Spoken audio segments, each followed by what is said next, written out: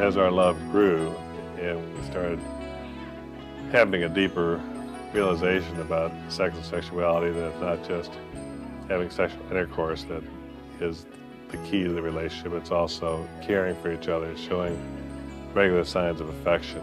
I was fortunate to be there for the delivery of each one of our 3 children. That moment of birth is an amazing event, and the closeness that you feel with your spouse at the time the baby is born is just irreplaceable. And it does set the tone and the focal point for how this child came into the world in the first place. They did a great job.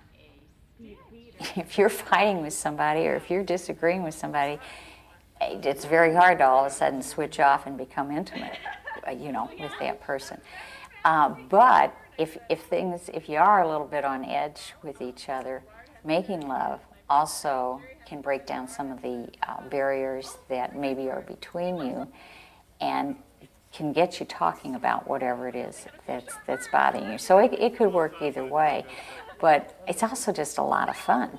And anything that's a lot of fun for a couple to engage in is going to bring you closer together too.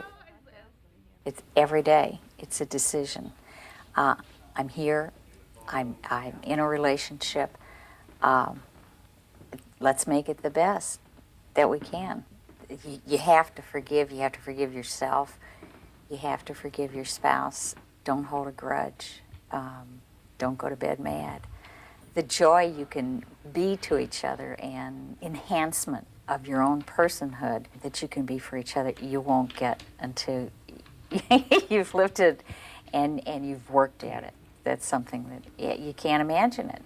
Knowing that you are really important to one other human being in the whole world is what that does for your own self-esteem, and then how that flows out back to your spouse, back to your kids, and all the people you meet. That's really great too.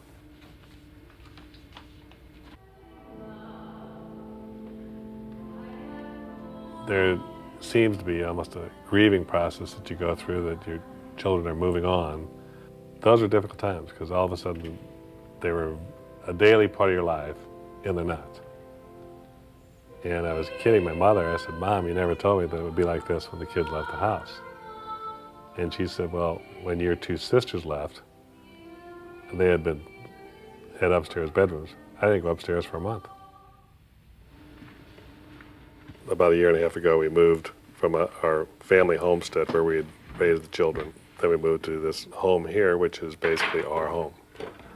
And it's freed us to do a lot of things that we haven't done before, to participate in activities that we haven't had a chance to. And I think we look forward to doing more things. And now that we're getting older, we're beginning to retire a little bit every year, and we're developing other interests. I've taken up painting, Gerry's taken up singing.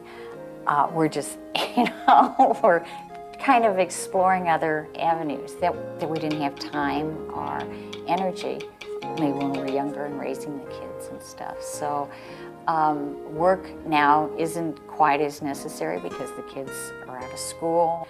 But as you get older, it becomes more and more a reality for you. And I think you feel it, you try to make plans about if you're disabled or, something like that. You talk about it, you work it through, and you go on trying to live day by day. And that's where it's at.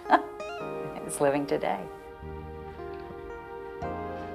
But physically, we can't do all the things now that we could 20 years ago either.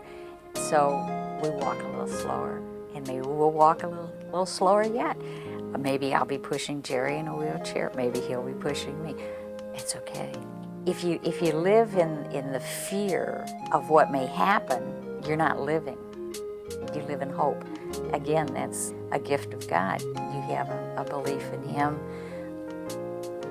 Whatever happens, God and Gerry and I we'll handle it when it happens, and just kind of take it as it comes.